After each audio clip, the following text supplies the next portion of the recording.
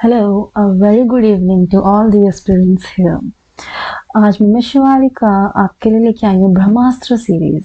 बच्चे Brahmastra series is mainly for your defence examination. किसके लिए बच्चा? आपके डिफेंस एग्जामिनेशंस के लिए है, जहाँ पे मैं कोशिश करूंगी कि आपको सारे सब्जेक्ट का टॉपिक वाइज, चैप्टर वाइज, सब टॉपिक वाइज एमसीक्यूज मिले, जिससे कि आपको क्या आसानी हो अपने डिफेंस एग्जाम को क्लियर करने में। ठीक है, तो जैसे कि आपको यहाँ पे फर्स्ट पेज पे दिख ही रहा है कि cell the unit of life से मैंने स्टार्ट किया है, यानी कि ब्रह्मास्त्र सीरीज की स्टार्टिंग हुई है आपकी साइंस बायोलॉजी से। हम क्या करने वाले हैं, मैंने जो बेसिकली से डिवाइड किया, बच्चा वो क्या कर रहा है, पूरे सेल चैप्टर को 3 पार्ट्स में डिवाइड किया। ठीक है, 3 पार्ट्स, यानी कि 3 दिन में आपका पूरा सेल अच्छे से कवर हो जाएगा। डेली के हम लोग 10 से 12 एमसीक्यूज करने वाले हैं। कितना? 10 से 12 एमसीक्यूज करने वाले हैं, बट गारंटी है कि इसके बाहर आपका एक क्वेश्चन नहीं जाएगा। जैसे कि हमें पता है हमारे डिफेंस एग्जामिनेशन के लिए अगर हमें साइंस करनी है तो मेनली क्या करना है, एनसीईआरटी पढ़ना है। क्या करना है बच्चा? एनसीईआरटी पढ़ना है। और वो भी किसके लिए करना है? अगर मैं साइंस की बात करूं तो मेनली कौन सी NCERT? 9th and 10th NCERT. 9th and 10th NCERT मेन कितने क्वेश्चंस आते हैं अगर बात करें तो आपका देखा जाए एवरेज क्या होगा, 28 से 30 क्वेश्चंस आपको हर एग्जामिनेशन में देखने के लिए मिलते हैं। सीडीएस, एनडीए या फिर आपका सीएपीएफ हो गया, इसमें से अराउंड कुछ नहीं तो ये मानिए 25 से 27 क्वेश्चन आपके एनसीईआरटीज में से ही मिल जाते हैं। ठीक है, चलिए हम इसे स्टार्ट करते हैं, देखते हैं आगे क्या है। नेक्स्ट मैंने आपके लिए डाला हुआ है एक बहुत ही अच्छा सा कोट जो दिया है कॉलिन पॉवेल ने। क्या लिखा है बच्चा यहाँ पे? A dream does not become reality through magic, it takes sweat, determination and hard work. Obviously बिल्कुल सही बात है, ये सब हम जानते ही हैं कि हमारा यदि कोई भी सपना है तो वो क्या है, यदि हमारा कोई भी सपना है तो वो किसी मैजिक के थ्रू तो कवर होगा नहीं। हमें क्या करना पड़ेगा, उसके लिए मेहनत करनी पड़ेगी, स्वेट पसीना देना पड़ेगा, डिटर्मिनेशन देना पड़ेगा, हार्ड वर्क देना पड़ेगा, तब जाके वो हमें अपना सपना मिलेगा। आज से सीडीएस में आपका क्या है, 1 से 1.5 महीना बचा है। मैं बोलूंगी आज ही अपने सारे कनेक्शंस खत्म कीजिए, प्रॉपर पढ़ाई पे ध्यान दीजिए, क्या लगाइए, डिटर्मिनेशन लगाइए, हार्ड वर्क करिए, आपका एग्जामिनेशन पक्का क्लियर हो जाएगा। ठीक है, चलिए अपने फर्स्ट क्वेश्चन से स्टार्ट करते हैं, देखते हैं हमारा फर्स्ट क्वेश्चन क्या है बच्चा। पहला क्वेश्चन आपको दिया हुआ है, पहला क्वेश्चन आपको दिया है, इन prokaryotic organism the nuclear region is not covered by a nuclear membrane. This is known which among the following? Option A है न्यूक्लियोइड, ऑप्शन बी है न्यूक्लियोलस, ऑप्शन सी है nucleic acid and option D है nucleus. बताइए इसका answer क्या होगा। चलिए इसका आंसर देखने से पहले बात करते हैं थोड़ा सेल के बारे में। किसके बारे में बात करते हैं बच्चा? थोड़ा सेल के बारे में बात करते हैं। ठीक है, जैसे आप सबको पता है सेल, इसमें क्या है, थोड़ी सी हिस्ट्री भी है। ठीक है, और इस हिस्ट्री पे क्वेश्चंस आ चुके हैं। किस फॉर्म में आए हैं? तो मैच द फॉलोइंग में आए हैं, या फिर नॉर्मल स्टेटमेंट वाइज क्वेश्चन आए हैं कि which among the following discovered the living cell, non living cell, या who among the following have discovered the nucleus और आपका प्रोटोप्लाज्म। तो थोड़ी सी इसकी हिस्ट्री के बारे में बात कर लेते हैं। ठीक है, सबसे पहले जैसे कि आप सबको पता है, बचपन से पढ़ते आ रहे हैं, फर्स्ट क्लास से क्या पढ़ते हुए आ रहे हैं बच्चा, कि सेल किसने डिस्कवर किया था। यदि नंबर पहली बात करें, नंबर 1 बात करें, तो आप सबको पता है कौन है, रॉबर्ट हुक। सबसे पहले सेल किसने डिस्कवर किया था? रॉबर्ट हुक ने डिस्कवर किया था। पता है कब डिस्कवर किया था? 1665 में डिस्कवर किया था। कब डिस्कवर किया था बच्चा? 1665 में डिस्कवर किया था। थोड़ा सा जानते हैं कि इन्होंने सेल में क्या डिस्कवर किया था। तो आप सबको पता है कौन सा सेल डिस्कवर किया था? Dead cell. कौन सा सेल डिस्कवर किया था? डेड सेल डिस्कवर किया था। बचपन से पढ़ते आ रहे हो, हनीकॉम्ब लाइक स्ट्रक्चर देखा था। यदि मैं डेड सेल का स्ट्रक्चर बना हूं जो आपके रॉबर्ट हुक ने देखा था, तो क्या था, कुछ इस तरीके का स्ट्रक्चर देखा था इन्होंने। अगर इसमें भी मैं मेनली बात करूं, डेड सेल में मेनली इन्होंने क्या देखा था, तो क्या देखा था बच्चा? सेल वॉल देखी थी। क्या देखी थी? सेल वॉल देखी थी। ठीक है, सेल वॉल मेनली इन्होंने डिस्कवर करी थी। ठीक है, बेसिक है dead cell wall. Dead cell इन्होंने देखा किसमें था, तो किसमें देखा था? कॉर्क, यानी कि प्लांट। तो और प्लांट्स में क्या पाया जाता है? प्लांट्स में आउटर कवरिंग क्या होती है? सेल वॉल होती है। यानी पूरा सेल मरने के बाद नॉन लिविंग स्ट्रक्चर क्या बचा? सेल वॉल बची। तो इन्होंने सेल वॉल देखा था। ठीक है, अब इसके साथ बात करते हैं, इन्होंने एक बुक भी लिखी थी। ठीक है, इन्होंने एक बुक भी लिखी थी। उस बुक का नाम क्या है? उस बुक का नाम है माइक्रोग्राफिया। क्या है बच्चा उस बुक का नाम? उस बुक का नाम है माइक्रोग्राफिया। अभी तक क्वेश्चन आया नहीं है बट चांसेस हैं कि इस पे क्वेश्चन आ जाए। बुक का नाम ध्यान रखिएगा, माइक्रोग्राफिया इन्होंने एक बुक लिखी थी, ठीक है। ये तो हो गया। प्लस रॉबर्ट हुक को और क्या और किस नाम से सम्मानित किया गया है? इन्हें और किस नाम से सम्मानित किया? इन्हें बोला गया है फादर ऑफ साइटोलॉजी। क्या बोला है बच्चा? फादर ऑफ साइटोलॉजी, ठीक है। ये तो हो गया, चलो फादर ऑफ साइटोलॉजी तो है आपके रॉबर्ट हुक। और यदि मैं बात करूं कि आपके प्रेजेंट यानी कि आपके मॉडर्न फादर ऑफ साइटोलॉजी कौन है, तो आप क्या बोलोगे? यदि मैं बात करूं आपके फादर ऑफ मॉडर्न साइटोलॉजी, क्या बच्चा? Father of modern cytology, modern cytology कौन है? तो आप क्या लिखोगे, बताइए कौन है? ये है आपके कार्ल पी स्वानसन। कौन है बच्चा? कार्ल पी स्वानसन, ठीक है। इसको ध्यान रखिएगा, हो सकता है इस पे आपको आपका नेक्स्ट क्वेश्चन मिल जाए, ठीक है। ये तो हो गया रॉबर्ट हुक के बारे में। अब चलो बात करते हैं बाकी डिस्कवरीज के बारे में कि और किसने क्या डिस्कवरीज करी थी, ठीक है। चलो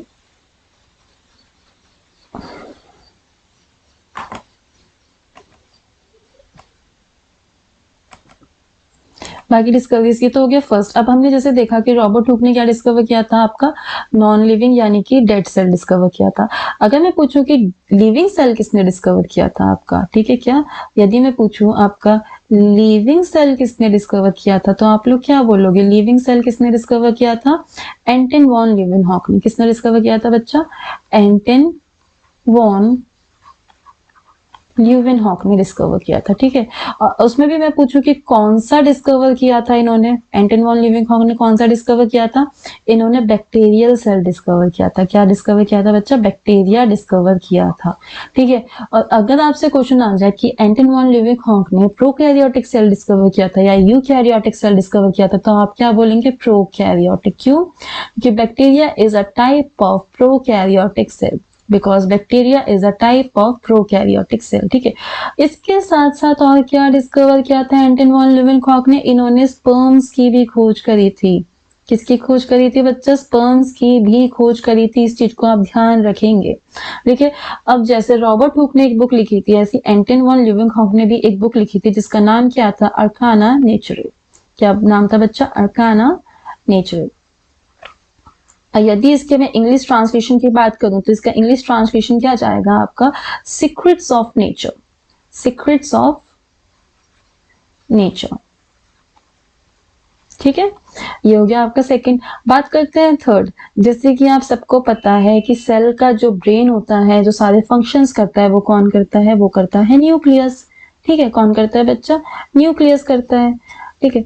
अब ये न्यूक्लियस की डिस्कवरी किसने करी थी? ये करी थी रॉबर्ट ब्राउन ने। किसने करी थी? रॉबर्ट ब्राउन ने न्यूक्लियस की डिस्कवरी करी थी, ओके।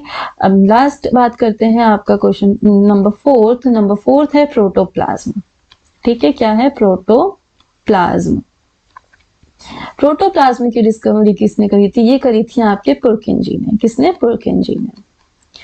वैसे तो बहुत सारी डिस्कवरीज हैं सेल के बारे में देखिए, बट जो मेनली आपको हिस्ट्री से रिलेटेड याद रखनी है वो ये 4 याद रखनी है। क्यों? क्योंकि एनसीईआरटी में ये 4 पे ही ज्यादा फोकस कर रहे हैं, तो हम भी इन 4 पे ज्यादा फोकस करेंगे। बाकी जो हमें एक्स्ट्रा मिलेगा हम क्वेश्चंस के साथ करते जाएंगे, ठीक है। एक बार दोबारा चलते हैं क्वेश्चन के ऊपर। अब यहाँ पे अगर आप ध्यान दें, ठीक है, यहाँ पे यदि आप ध्यान दें तो इसमें क्या लिखा है? यहाँ लिखा है प्रोकैरियोटिक ऑर्गेनिज्म, ठीक है। क्या लिखा है? Prokaryotic organism. अब सेल क्या होते हैं आपके? सेल होते हैं 2 प्रकार के, ठीक है। एक होता है प्रोकैरियोटिक और एक होता है यूकैरियोटिक, जैसे कि आपको इस डायग्राम में दिख ही रहा होगा, ठीक है। अब देखो इसको थोड़ा सा एक्सप्लेन करती हूँ, आपको आपका आंसर बिल्कुल क्लियर हो जाएगा क्वेश्चन से रिलेटेड। पहला दिया है प्रोकैरियोटिक। अगर मैं प्रो को तोड़ूंगी तो यहाँ पे क्या आएगा? प्रो का मतलब हो गया आपका प्रिमिटिव। प्रो का मतलब क्या गया बच्चा? प्रो का मतलब गया प्रिमिटिव, ठीक है। और कैरियट इज अ वर्ड जो कहां से आया है? कैरियन से आया है। कहां से आया बच्चा? कैरियन। और कैरियन का मतलब क्या होता है आपका? न्यूक्लियस। कैरियन का मतलब क्या होता है? न्यूक्लियस, ठीक है। तो ऐसा न्यूक्लियस जो प्रिमिटिव टाइप का हो, उस टाइप के सेल को हम क्या बोलते हैं? उसको बोलते हैं हम प्रोकैरियोटिक। अब ये प्रिमिटिव टाइप ऑफ न्यूक्लियस क्या है? इसका मतलब इसके पास क्या नहीं है बच्चा? न्यूक्लियर मेम्ब्रेन नहीं है। इसके पास क्या प्रेजेंट नहीं है? न्यूक्लियर मेम्ब्रेन आपकी प्रेजेंट नहीं है। ये चीज आपको ध्यान रखनी है, ठीक है। ऐसा कोई भी सेल जिसके पास न्यूक्लियर मेम्ब्रेन ना प्रेजेंट हो, या कोई भी ऑर्गेनल जिसके पास क्या हो, आपका मेम्ब्रेन प्रेजेंट ना हो, उस टाइप के सेल को हम क्या बोल देते हैं, उस टाइप के सेल को हम बोल देते हैं प्रोकैरियोटिक, ठीक है। बात करते हैं यूकैरियोटिक। यू का मतलब क्या होता है, ट्रू, ठीक है। यहाँ पे ये जो यू है, अगर इसको मैं देखूंगी तो ये क्या है बच्चा, इसका मीनिंग है ट्रू। और कैरियोटिक आपको पता ही है, कैरियोटिक यानी कैरी ऑन, इसका मतलब न्यूक्लियस।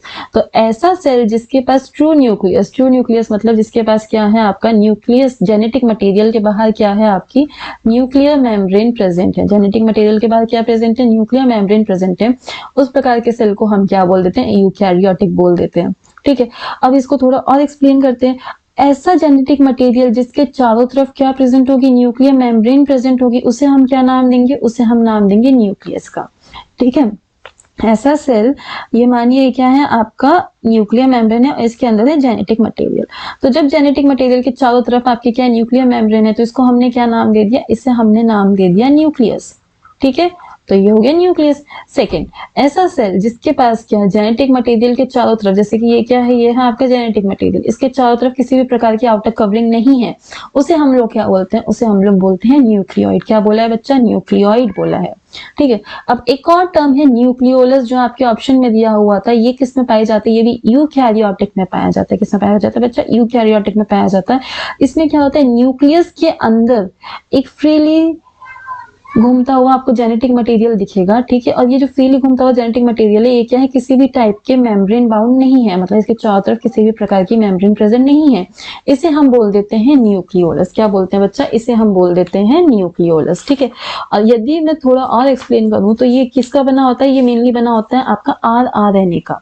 क्या होता है, इसमें मेनली क्या रहता है, आपका राइबोसोमल RNA होता है, यानी कि RNA होता है, प्लस क्या होता है, प्लस होता है प्रोटीन्स, प्लस होता है प्रोटीन, ठीक है। इन दो का मिलकर बना होता है। R is for ribosomal, ribosomal, R is for ribosomal. ये क्लियर हुआ। तो न्यूक्लियोलस भी किसमें प्रेजेंट है, न्यूक्लियोलस भी आपका यूकैरियोटिक में प्रेजेंट है। आओ चलो फिर से क्वेश्चन पे चलते हैं, देखते हैं इसका आंसर क्या होगा आपका। तो क्वेश्चन ये रहा आपके सामने, इसका आंसर देखते हैं हम लोग। प्रोकैरियोटिक की बात करी जा रही है, यानी कि प्रिमिटिव, प्रिमिटिव बात करी जा रही है, यानी कि इसके न्यूक्लियस के पास क्या नहीं है, न्यूक्लियर मेम्ब्रेन प्रेजेंट नहीं है। और ऐसे जेनेटिक मटेरियल जिनके पास आपका न्यूक्लियर मेम्ब्रेन प्रेजेंट नहीं होता, उसे हम लोग क्या बोलते हैं, न्यूक्लियोइड बोलते हैं। तो इसका आंसर क्या होगा, इसका आंसर है आपका ऑप्शन ए। इसका आंसर क्या है बच्चा, आपका ऑप्शन ए इसका आंसर है, ठीक है। न्यूक्लियोलस कहाँ प्रेजेंट होता है, यूकैरियोट्स में प्रेजेंट होता है, देख चुके हैं।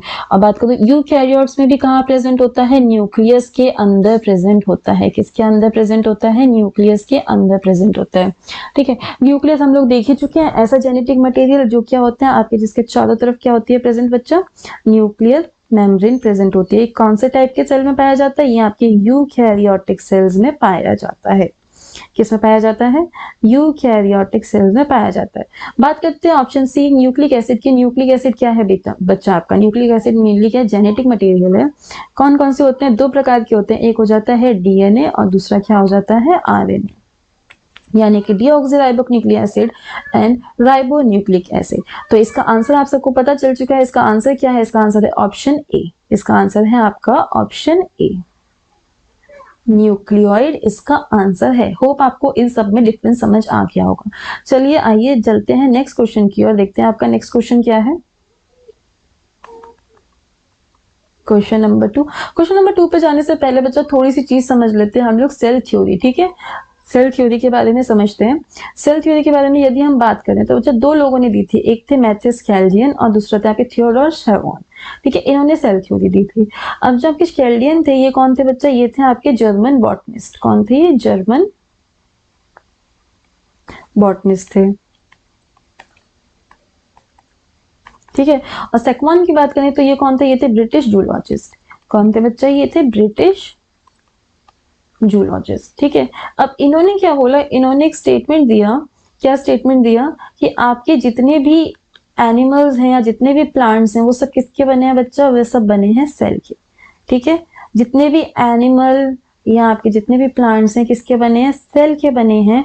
और इसके साथ ही क्या बोला कि सेल जो है वो हमारा बेसिक यूनिट ऑफ लाइफ है। सेल क्या है, बेसिक यूनिट ऑफ लाइफ है, ये इन्होंने बोल दिया।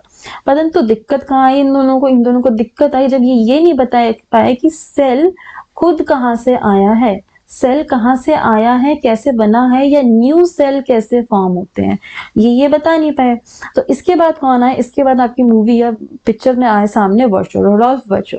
इन्होंने बताया कि सेल जो है वो कहाँ से आते हैं, प्री एग्जिस्टिंग सेल से ही बनते हैं। किससे बनते हैं बच्चा, प्री एग्जिस्टिंग सेल से ही बनते हैं। यानी मानिए ये क्या है, आपका एक अमीबा है, ठीक है, इसे हम अमीबा से समझते हैं, ये है आपका अमीबा। अब ये अमीबा क्या होगा, ये अमीबा दो डॉटर सेल्स में डिवाइड कर जाएगा।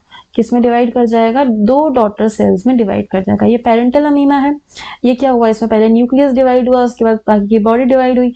ये किसमें बन गया, दो डॉटर अमीबा में ये बन गया। अब ये जो डॉटर अमीबा है, ये पार्ट किसका है, अमीबा का ही है। तो इसका मतलब क्या है, जो न्यू सेल बन के आया है वो पहले वाले सेल से ही बन के आया है। इसलिए क्या बोला गया, बच्चों ने बोला कि आपके जो भी न्यू सेल्स बन रहे हैं वो प्री एग्जिस्टिंग सेल से ही बन रहे हैं। क्लियर है आपको। चलिए थोड़ा सा पढ़ लेते हैं कि इसमें है क्या। स्केल्डन एंड सैकवार्ड together formulated the cell theory. दोनों ने सेल थ्योरी दी थी, हम जो देख चुके हैं। सेल थ्योरी में उन्होंने क्या बताया था कि एवरी लिविंग थिंग किसकी बनी है, आपकी सेल की बनी है। और सेल क्या है, आपका बेसिक यूनिट ऑफ लाइफ है, ठीक है। बट ये क्या एक्सप्लेन नहीं कर पाए थे कि न्यू सेल्स कैसे बन रहे, एक्सप्लेन नहीं कर पाए थे। तब 1855 में सामने आए रोडोल्फ वर्चो, उन्होंने बोला कि that cells divide and new cells are formed from pre existing cell. और इस थ्योरी का नाम क्या दिया गया, ओमनी सेल्यूला ई सेल्यूला, यानी कि सेल अपने पुराने सेल से ही बन के आया है। तो करेंटली सेल थ्योरी में क्या क्या है, all living organism are composed of cell and product of cell. यानी कि जितने भी आपके जीवित जीव जंतु हैं, लिविंग ऑर्गेनिज्म हैं, वो किसके बने हैं, सेल के बने हैं या प्रोडक्ट ऑफ सेल के बने हैं, ठीक है। And all the cells arises from pre existing cells. और जितने भी सेल्स हैं किससे बने हैं, प्री एग्जिस्टिंग सेल से बने। यदि क्वेश्चन आता है कि सेल थ्योरी किसने दी थी, तो स्केल्डन एंड सैकवार्ड ने दी थी। और यदि क्वेश्चन आता है कि मॉडर्न सेल थ्योरी या प्री एग्जिस्टिंग सेल्स के बारे में किसने बताया था, तो किसने बताया था, आपको रोडोल्फ वर्चो ने बताया था, ठीक है। चलिए चलते हैं क्वेश्चन नंबर 2 की तरफ। क्वेश्चन नंबर 2 क्या कह रहे हैं, विच among the following organelle is not found in prokaryotic cells। अब यहाँ पे पूछ रहा है कि प्रोकैरियोटिक सेल में क्या नहीं पाया जाता है। बच्चा अगर थोड़ा सा ध्यान लगाओ तो अभी अभी हमने क्या बोला था, प्रोकैरियोटिक सेल्स में क्या पाया जाएगा, ऐसे ऐसे ऑर्गेनल जिनके पास क्या है, जिनके पास अपना खुद का कोई भी मेम्ब्रेन नहीं है, ठीक है। चलो एक रफ डायग्राम बनाते हैं प्रोकैरियोटिक सेल का। मानो ये क्या है, ये है आपकी सेल वॉल, ठीक है। प्रोकैरियोटिक के पास क्या है, आपका सेल वॉल पाया गया है, ठीक है। इसके अंदर क्या पाया जाता है, इसके अंदर पाई जाती है प्लाज्मा मेम्ब्रेन, ठीक है। क्या पाई जा रही है, प्लाज्मा मेम्ब्रेन पाई जा रही है। ये है आपका जेनेटिक मटेरियल, ठीक है, ये है आपका जेनेटिक मटेरियल। और यहाँ पे पाए जाएंगे कुछ छोटे छोटे ऑर्गेनल्स, इसके बारे में अभी हम बात करेंगे, ठीक है। अब देखते हैं क्या क्या मेनली इसमें पाया जा रहा है। चलो रेड कलर से करते हैं। ये तो हो गया आपका सेल वॉल, ठीक है। ये है आपकी प्लाज्मा मेम्ब्रेन। प्लाज्मा मेम्ब्रेन के बारे में हम थोड़ा सा आगे पढ़ेंगे, प्रॉपर डिटेल में पढ़ेंगे। अभी प्रोकैरियोटिक के बारे में समझ लेते हैं, प्रोकैरियोटिक क्या है, ठीक है। थोड़ी देर पहले हम देख चुके हैं कि प्रोकैरियोटिक का जो जेनेटिक मटेरियल होता है वो क्या होता है, किसी भी मेम्ब्रेन से बाउंड नहीं है, यानी कि न्यूक्लियर मेम्ब्रेन की तरफ नहीं है। तो इसे हम क्या बोलते हैं, इसे हम बोलते हैं न्यूक्लियोइड। क्या बोला गया है बच्चा, न्यूक्लियोइड बोला गया। इसके साथ और क्या बोलते हैं, और बोलते हैं इसे जीनोफोर। क्या बोलते हैं, जीनोफोर बोलते हैं, ठीक है। अब आपको जरा यहाँ पे दिख रहा होगा, मैंने प्लाज्मा मेम्ब्रेन को अंदर की साइड थोड़ा सा मोड़ा है, ठीक है। तो ये जो अंदर की साइड मुड़ा हुआ स्ट्रक्चर है, इसे हम क्या बोलते हैं, इसे हम लोग बोलते हैं मीजोसोम्स। क्या बोलते हैं, मीजोसोम्स बोलते हैं। और ये मीजोसोम्स किस में हेल्प करते हैं बच्चा, ये हेल्प करते हैं आपके प्रोकैरियोटिक के रेस्पिरेशन में। किस में हेल्प करते हैं, रेस्पिरेशन में हेल्प करते हैं। इसको भी हम समझेंगे कि यहाँ पे मीजोसोम्स क्यों हेल्प कर रहे हैं, ठीक है। अब आपको छोटे छोटे ऑर्गेनल्स दिख रहे होंगे। छोटे छोटे ऑर्गेनल्स क्या है बच्चा, ये है आपका राइबोसोम। क्या है बच्चा, ये राइबोसोम है। आपको एक चीज जो ध्यान रखनी है, वो क्या ध्यान रखना है, राइबोसोम एकमात्र ऐसा ऑर्गेनल है जो क्या है, नॉन मेम्ब्रेन बाउंड है। क्या है बच्चा, नॉन मेम्ब्रेन बाउंड है, ठीक है। यानी इसके चारों तरफ किसी भी प्रकार की मेम्ब्रेन नहीं है। तो और ये क्या है, दोनों में पाया जाएगा, दोनों में पाया जाएगा, यानी कि आपके प्रोकैरियोटिक्स में भी पाया जाएगा प्लस यूकैरियोट्स में भी पाया जाएगा, दोनों में पाया जाएगा, इस चीज को ध्यान रखिएगा, ठीक है। अब बात करते हैं मेसोसोम रेस्पिरेशन की। अगर आपको पता हो माइटोकॉन्ड्रिया, माइटोकॉन्ड्रिया क्या है, आपका मेम्ब्रेन बाउंड है, डबल मेम्ब्रेन बाउंड है, बात करी जाए, ठीक है। अगर ये डबल मेम्ब्रेन बाउंड है तो ये आपके प्रोकैरियोट्स में नहीं पाया जाएगा, प्रोकैरियोट्स में नहीं पाया जाएगा। इसकी जगह क्या होते हैं, मेसोसोम्स होते हैं, जो किसमें हेल्प करते हैं, आपके रेस्पिरेशन में हेल्प करते हैं। अब चलो ऑप्शंस को डिलीट करते हैं, देखते हैं आपका कौन सा आंसर सही जाएगा। प्रोकैरियोटिक के एस्पेक्ट में पूछा गया है क्वेश्चन, पहला दिया है cell wall, obviously cell wall पाया जाता है, हम देख चुके हैं सेल वॉल पाया जा रहा है, तो इसका आंसर बिल्कुल सही हो गया। जैसे कि आप कहाँ कहाँ पे पाएंगे, अगर प्रोकैरियोट्स की बात करें तो बैक्टीरिया में सेल वॉल पाया जाता है, ठीक है। नेक्स्ट है प्लाज्मा मेम्ब्रेन, प्लाज्मा मेम्ब्रेन बिल्कुल पाया जाएगा। माइटोकॉन्ड्रिया नहीं, माइटोकॉन्ड्रिया नहीं पाया जाएगा, क्यों, क्योंकि ये डबल मेम्ब्रेन बाउंड है। राइबोसोम अभी अभी हमने देखा, राइबोसोम पाया जाता है, क्यों, क्योंकि ये क्या है, नॉन मेम्ब्रेन बाउंड है। क्या है बच्चा, ये नॉन मेम्ब्रेन बाउंड है। तो इसका आंसर क्या हो गया, इसका आंसर हो गया आपका ऑप्शन सी माइटोकॉन्ड्रिया। क्या आंसर है बच्चा इसका, इसका आंसर है आपका ऑप्शन सी माइटोकॉन्ड्रिया, आपका इसका आंसर है। ओके, आई होप आपको ये क्लियर हो गया होगा। चलिए नेक्स्ट क्वेश्चन की तरफ चलते हैं। Question number 3, cell wall of fungus is different from plants by which among the following components. बात करी जा रही है सेल वॉल की। चलो सेल वॉल के बारे में थोड़ा सा जान लेते हैं। थोड़ा सा क्या जानेंगे, पहले देखते हैं कि सेल वॉल कहाँ कहाँ पाई जाती है। सेल वॉल कहाँ पाई जाती है, प्लांट्स में पाई जाती है, वेरी गुड, प्लांट्स में पाई जाएगी। इसके अलावा और कहाँ पाई जाएगी बच्चा, आपका बैक्टीरियाज में पाई जाती है, ठीक है, यानी कि प्रोकैरियोट्स में भी पाई जाती है। और इसके अलावा कहाँ पाई जाती है, आपका फंगी में भी पाई जाती है। किस में पाई जाती है, फंगी या फंगस में भी पाई जाती है। कहाँ नहीं पाई जाती है, एनिमल्स में नहीं पाई जाती है, एनिमल्स में नहीं पाई जाती है, ठीक है। अब ये सेल वॉल क्या है बच्चा, बहुत ही रिजिड है। कैसा है, ये बहुत ही रिजिड है, यानी कि बहुत कठोर है, ठीक है। अगर यदि ये रिजिड है तो ऑब्वियसली ये आपका प्रोटीन्स वगैरह से तो नहीं बनी होगी, किससे बनी होती है, सेल्यूलोज से बनी होती है। किससे बनी होती है बच्चा, सेल्यूलोज से बनी होती है। अब यहाँ पे किसके एस्पेक्ट में बात किया जाता है, मेनली फंगस के एस्पेक्ट में बात किया जाता है। बहुत ही सिंपल क्वेश्चन है, आप लोगों को आंसर पता है। इसका आंसर क्या है, इसका आंसर है ऑप्शन बी काइटिन, ठीक है। फंगस में मेनली क्या पाया जाता है, काइटिन पाया जाता है सेल वॉल में, ठीक है। और आपके प्लांट्स के सेल वॉल में क्या पाया जाता है, सेल्यूलोज पाया जाता है। चलिए आपके नेक्स्ट क्वेश्चन की तरफ चलते हैं, देखते हैं आपका अगला प्रश्न क्या है। नेक्स्ट क्वेश्चन है, middle lamella is formed of which among the following. चलिए पहले समझते हैं कि मिडिल लैमेला क्या होता है, एक डायग्राम से समझते हैं। अभी अभी हमने देखा सेल वॉल के बारे में थोड़ा सा पढ़ा था, ठीक है। सेल वॉल के बारे में हमने पढ़ा, ये सेल वॉल कहाँ पाई जा रही है, आपके प्लांट्स में पाई जा रही है। क्या होता है बच्चा, सेल वॉल की जगह में ना थोड़ा सा ना गैप बचता है बीच बीच में, जैसे आप यहाँ पे देख ही रहे हैं, यहाँ पे थोड़ा बहुत गैप बचता है इनके बीच में। तो ये गैप जो है ना, ये फिल होता है किससे, कैल्शियम पैक्टेट से। किससे फिल होता है बच्चा, कैल्शियम पैक्टेट से फिल होता है, कैल्शियम पैक्टेट, ठीक है। अब ये जो कैल्शियम पैक्टेट से गैप फिल है, दो सेल्स के बीच में जो जगह बनी है और ये जो जिससे फिल है वो हो गया कैल्शियम पैक्टेट, और इस चीज को हमने बोला है मिडल लैमेला। क्या बोला है बच्चा, मिडल लैमेला बोला है। तो क्वेश्चन यहाँ पे क्या पूछा है, क्वेश्चन यहाँ पे यही पूछ रहा है कि middle lamella is formed of which among the following. Middle lamella किसका बना है, कैल्शियम पैक्टेट का बना है, हेमीसेल्यूलोज का बना है, सेल्यूलोज का बना है या लिग्निन का बना है। तो इसका आंसर क्या हो जाएगा आपका, इसका आंसर हो जाएगा कैल्शियम पैक्टेट। क्या है इसका आंसर, कैल्शियम पैक्टेट इसका आंसर है। सेल्यूलोज आप लोगों को पता ही है, सेल वॉल बनी होती है सेल्यूलोज की, ठीक है। सेल्यूलोज की या हेमीसेल्यूलोज, दोनों इसमें करेक्ट है। बात करते हैं लिग्निन की। लिग्निन क्या है बच्चा, बहुत ही हार्ड सब्सटेंस है। क्या है बच्चा, हार्ड सब्सटेंस है, ठीक है। किसका बना, अगर देखा जाए तो नॉर्मली जो हम वर्ड यूज कर सकते हैं इसके लिए, हम बोल सकते हैं कि सीमेंट लाइक स्ट्रक्चर है। क्या है, सीमेंट लाइक स्ट्रक्चर है, ठीक है। और ये पाया किस में जाता है, ये आपके पाया जाता है ऐसे टिश्यूज जो क्या होते हैं, डेड होते हैं, जिनके सेल्स क्या होते हैं, डेड होते हैं। इसे हम सेल टिश्यूज वाले टॉपिक में करेंगे, किसमें, टिश्यूज वाले टॉपिक में करेंगे, ठीक है। आइए चलते हैं आगे, देखते हैं आपका नेक्स्ट क्वेश्चन क्या है। नेक्स्ट क्वेश्चन नंबर 5 है आपका, plasmolysis in plant cell is defined as. यहाँ पे दोबारा बात करी गई है प्लाज्मोलाइसिस की, ठीक है। और किस में बात करी गई है, प्लांट सेल्स के बेसिस पे ये बात करी गई है। अब जरा इसको समझते हैं, प्लाज्मोलाइसिस क्या होता है। जैसे कि आप लोगों को पता है कि हमेशा प्लांट सेल की आउटर कवरिंग क्या होती है, सेल वॉल होती है। क्या होती है बच्चा, सेल वॉल होती है, ठीक है। सेल वॉल इसकी आउटर कवरिंग है। इसके अंदर क्या पाया जाता है, इसके अंदर पाया जाता है आपका प्लाज्मा मेम्ब्रेन, क्या पाया गया है? प्लाज्मा मेम्ब्रेन पाया गया। अब कुछ कंडीशंस ऐसी होती हैं जब क्या होता है कि आपके जो सेल है उसको सफिशिएंट वाटर नहीं मिल पा रहा है, ठीक है, यानी ऑस्मोसिस की कंडीशन पूरी नहीं हो पा रही है। तो उस कंडीशन में क्या होता है बच्चा, ये जो प्लाज्मा मेम्ब्रेन है ये अंदर की तरफ क्या होती है बच्चा, सिकुड़ने लगती है। प्लाज्मा मेम्ब्रेन अंदर की तरफ सिकुड़ने लगती है और सेल वॉल से क्या होने लगती है, सेल वॉल से दूर जाने लगती है, ठीक है, सेल वॉल से दूर जाने लगती है। इस कंडीशन को हम लोग बोलते हैं प्लाज्मोलाइसिस। अगर इसका आंसर देखें तो इसका आंसर है करेक्ट आपका ऑप्शन बी, ठीक है। आंसर क्या है इसका बच्चा, इसका आंसर है आपका option B, shrinkage of cytoplasm in hypertonic medium, ठीक है। कौन से मीडियम में? हाइपरटोनिक मीडियम में। इस वर्ड को मैं हाईलाइट कर दी हूँ। इसको मैं आपको प्लाज्मा मेम्ब्रेन वाले टॉपिक में समझाऊंगी कि हाइपरटोनिक, हाइपोटोनिक या आइसोटोनिक क्या होते हैं। नेक्स्ट क्वेश्चन ये आपको अभी देखने के लिए मिल जाएगा। यहाँ पे क्या होता है, श्रिंकेज ऑफ साइटोप्लाज्म। साइटोप्लाज्म यानी कि प्लाज्मा मेम्ब्रेन का श्रिंकेज होना किसी हाइपरटोनिक मीडियम में हमने क्या बोला है, प्लाज्मोलाइसिस बोला है।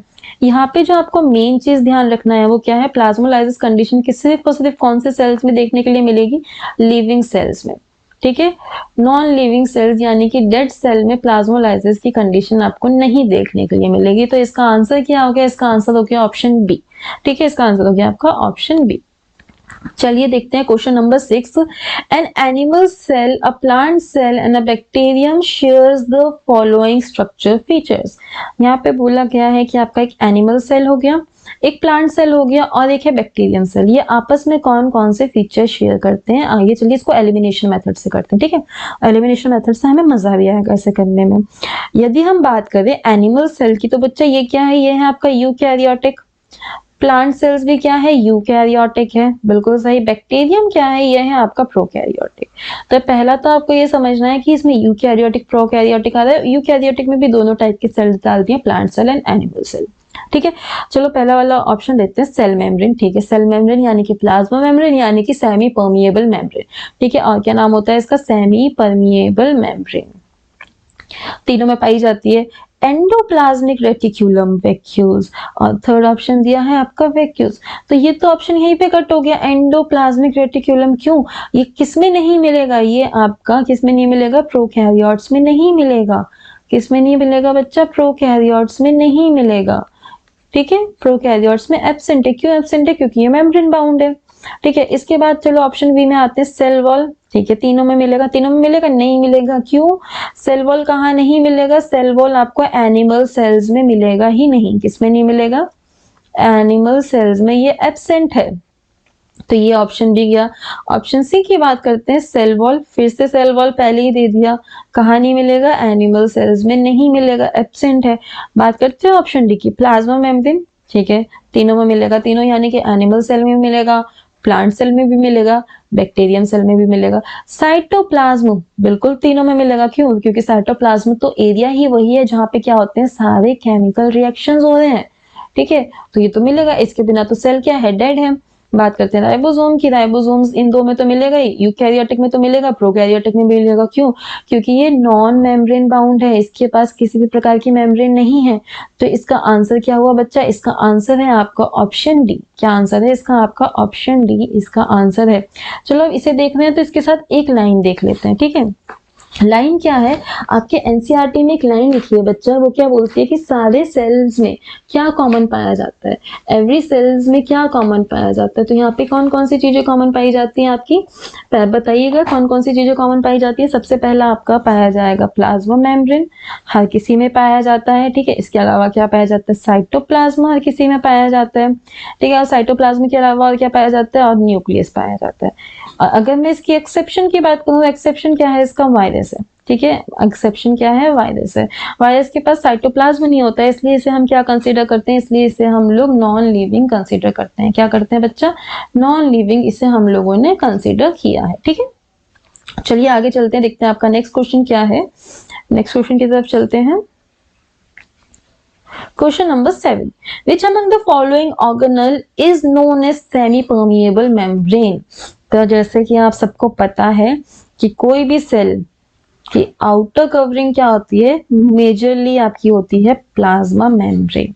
क्या होती है बच्चा, प्लाज्मा मेम्ब्रेन, ठीक है। और इस प्लाज्मा मेम्ब्रेन को और किस नाम से जाना जाता है? इसको जाना जाता है सेमी परमिएबल के नाम से। किस नाम से जाना गया है? सेमी परमिएबल के नाम से जाना गया है, ठीक है। अब इसे हम लोग जानते हैं कि इसे सेमी परमिएबल बोला क्यों गया है। ये क्या करता है बच्चा? कुछ सब्सटेंस को आने देता है, कुछ को जाने देता है, यानी कि सिलेक्टिव सिलेक्शन करता है। क्या करता है? सिलेक्टिव सिलेक्शन करता है, ठीक है। जैसे कि अगर इसका सबसे अच्छा एग्जांपल मैं आपको सिंपल लैंग्वेज में समझाना चाहूँ तो जब हम चाय छानते हैं, ठीक है, हम चाय को क्या करते हैं? चाय छन्नी से निकालते हैं, ठीक है, सीव से निकालते हैं। तो यहाँ क्या होता है? चाय में से क्या जाता है? सिर्फ लिक्विड लिक्विड नीचे जाता है, ठीक है, यानी आपने जो चाय छानी है वो नीचे जाएगी, बाकी का सॉलिड क्या रह जाता है? बाहर ही रह जाता है। तो ये क्या सिलेक्टिवली सिलेक्शन कर रहा है कि क्या जाना है क्या नहीं जाना है। इसी प्रकार से प्लाज्मा मेम्ब्रेन करती है, ठीक है। और अगर मैं इसकी बात करूं कि सिलेक्टिवली सिलेक्शन भी किस किस प्रकार से करती है, तो आपका क्या होता है? दो प्रकार के ट्रांसपोर्ट होते हैं। एक होता है एक्टिव ट्रांसपोर्ट, यानी कि जिसमें क्या लगती है? आपकी एनर्जी लगती है। और एक होता है पैसिव ट्रांसपोर्ट, ठीक है। दूसरा क्या है? आपका पैसिव ट्रांसपोर्ट है। पैसिव में भी कौन से दो प्रकार के आ जाते हैं? पहला आ जाता है ऑस्मोसिस, ठीक है। सेकंड आ जाता है आपका डिफ्यूजन। सेकंड क्या आ गया बच्चा? डिफ्यूजन आ गया। ऑस्मोसिस में मेनली क्या होता है आपके? बताइए। ऑस्मोसिस में मेनली आपका वाटर एक्सचेंज होता है, वेरी गुड। और डिफ्यूजन में क्या होता है? डिफ्यूजन में आपके गैसेस का एक्सचेंज होता है, ठीक है। डिफ्यूजन में आपका गैसेस का एक्सचेंज होता है। ये तो हो गया आपका क्लियर। तो सेमी परमिएबल मेम्ब्रेन हमने किसे बोला है? प्लाज्मा मेम्ब्रेन को बोला है। प्लाज्मा मेम्ब्रेन की जगह और क्या बोल सकते हैं हम लोग? सेल मेम्ब्रेन भी बोल सकते हैं। क्या बोल सकते हैं? सेल मेम्ब्रेन भी बोल सकते हैं, ठीक है। आइए चलिए चलते हैं क्वेश्चन नंबर 8 की तरफ। क्वेश्चन नंबर 8 क्या कह रहा है उसे देखते हैं। The lipids and protein essentials for the formation of cell membrane are synthesized in lipid and protein जो essential है cell membrane को बनाने के लिए वे कहाँ पे बनते हैं ये पूछा गया है, ठीक है। कहाँ पे बनते हैं बच्चा? आपको पता है, हमने अभी तक क्या पढ़ा? देखा, न्यूक्लियस है, ठीक है। उसके चारों तरफ क्या होती है? न्यूक्लियर मेम्ब्रेन पाई जाती है। न्यूक्लियर मेम्ब्रेन के जस्ट बराबर में क्या पाया जाता है? आपको एंडोप्लाज्मिक रेटिकुलम देखने के लिए मिलेगा, ठीक है। एंडोप्लाज्मिक रेटिकुलम आपको देखने के लिए मिलेगा कुछ इस प्रकार से। अब ये क्या है? एंडोप्लाज्मिक रेटिकुलम आपके दो प्रकार के होते हैं, यानी ER जो है आपका दो प्रकार के। इसको मैं एक डायग्राम से समझाती हूँ, आपको अच्छे से समझ आएगा। ये रहा, ठीक है। ये है आपका न्यूक्लियस, ये है इसके चारों तरफ की न्यूक्लियर मेम्ब्रेन, ठीक है। अब यहाँ पे पाया जा रहा है ER यानी कि एंडोप्लाज्मिक रेटिकुलम। यहाँ पे आपको देखने के लिए मिल रहा होगा एक तो ट्यूब्स लाइक स्ट्रक्चर है, ठीक है, ट्यूब्यूल्स लाइक स्ट्रक्चर है, और एक है आपकी सिस्टर्नेस। अब जो ये सिस्टर्नेस है इनके चारों तरफ क्या है? आपको छोटे छोटे छोटे गोले दिखाई दे रहे हैं। ये छोटे छोटे गोले क्या है बच्चा? अगर इसकी बात करें तो ये है आपके राइबोसोम्स, ठीक है, राइबोसोम्स। और ये जो आपको स्ट्रक्चर दिख रहा है सिस्टर्ने वाला, जिसके चारों तरफ राइबोसोम है, उस स्ट्रक्चर को हम क्या बोलते हैं? RER। क्या बोला है बच्चा? RER, यानी कि रफ एंडोप्लाज्मिक रेटिकुलम, यानी कि रफ एंडोप्लाज्मिक रेटिकुलम, ठीक है। इसके बाद बात करते हैं ट्यूब्यूल्स की। ट्यूब्यूल्स ये क्या है? इनके चारों तरफ कुछ भी नहीं है, सॉफ्ट है, स्मूथ है दिखने में। जब ये स्मूथ है तो इसको हमने क्या बोला है? SER, यानी कि smooth endoplasmic reticulum.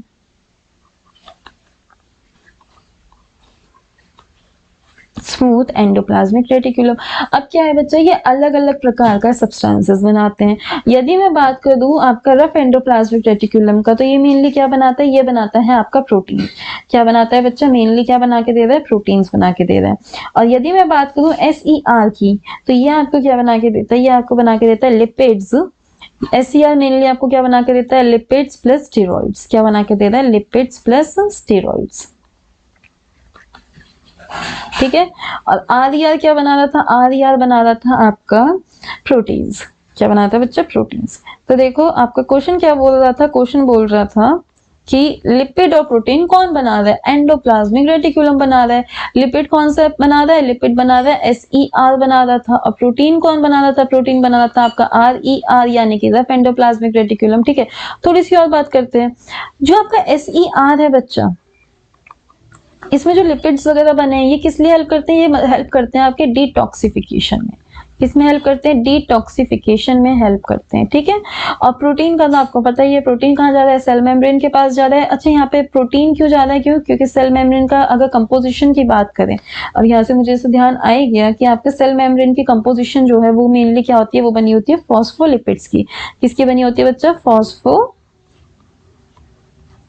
Lipids plus proteins, यहाँ पे प्रोटीन्स भी पाया जाता है। फॉस्फोलिपिड्स यानी कि आपका phosphate plus lipids.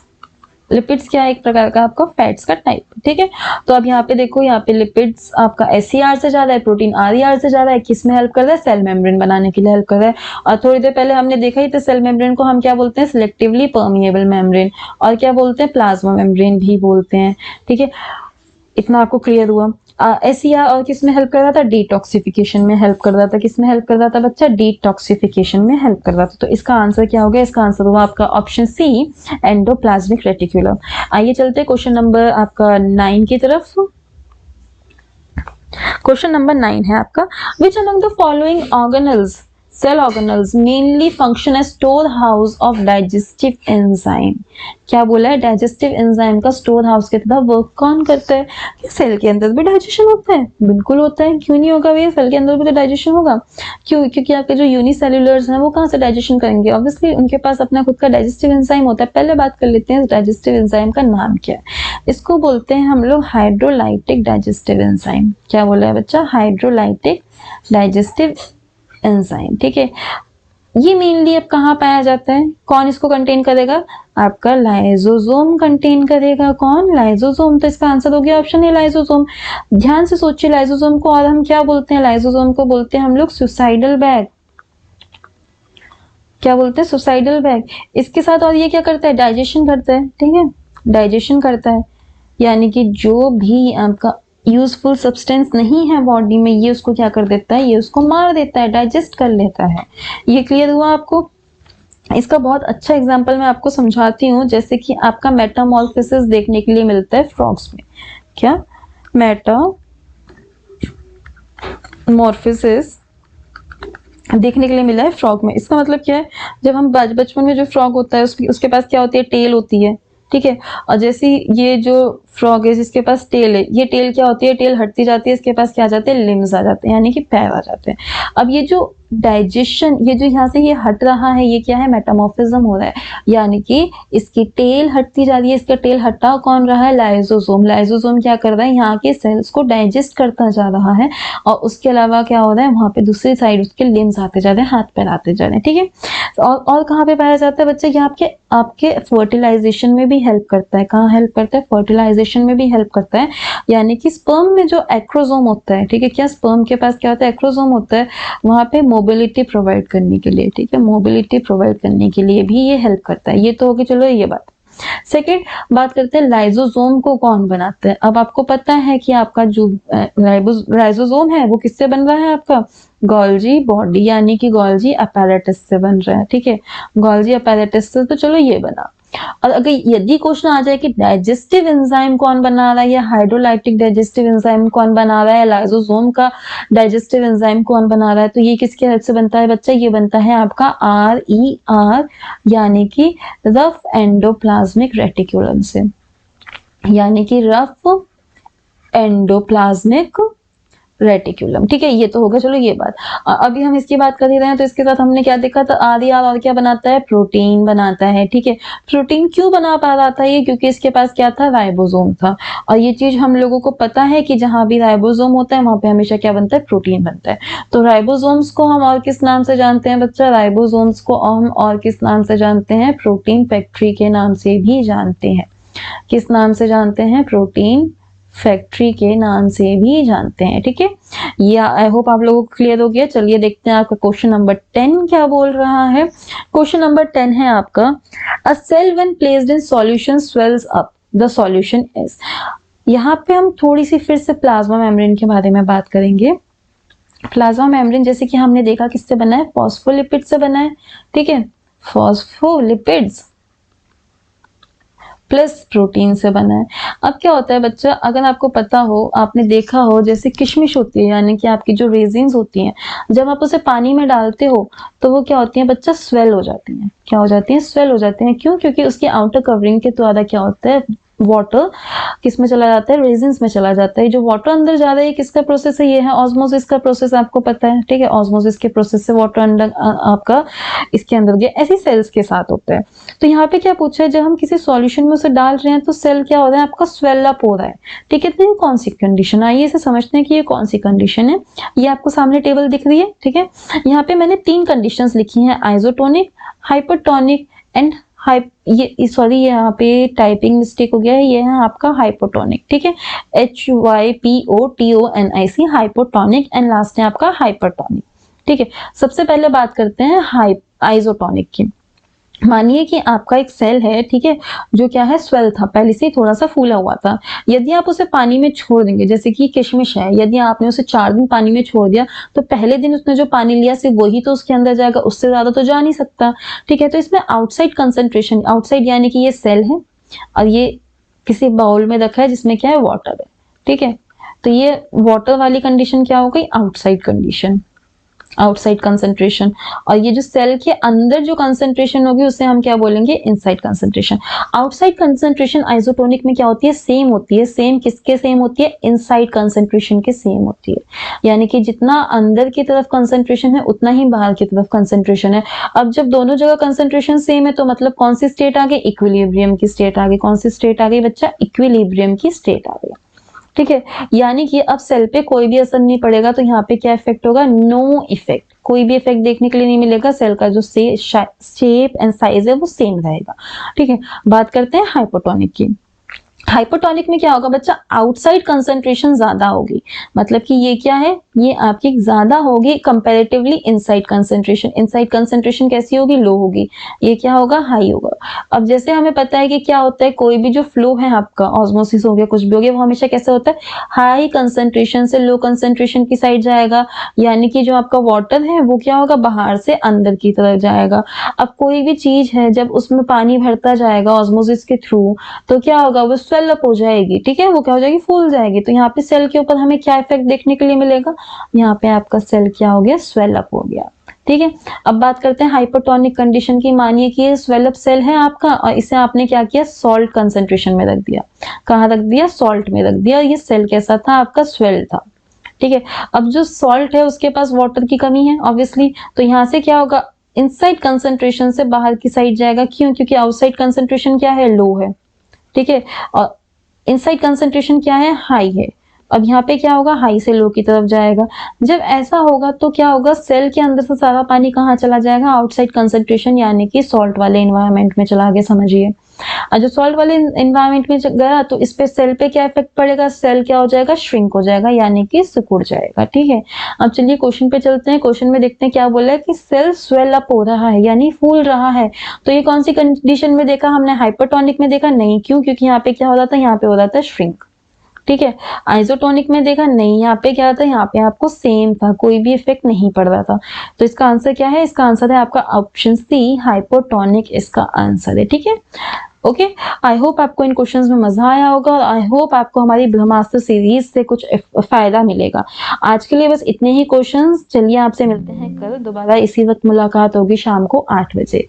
Have a nice day, study hard and party hard. Bye bye.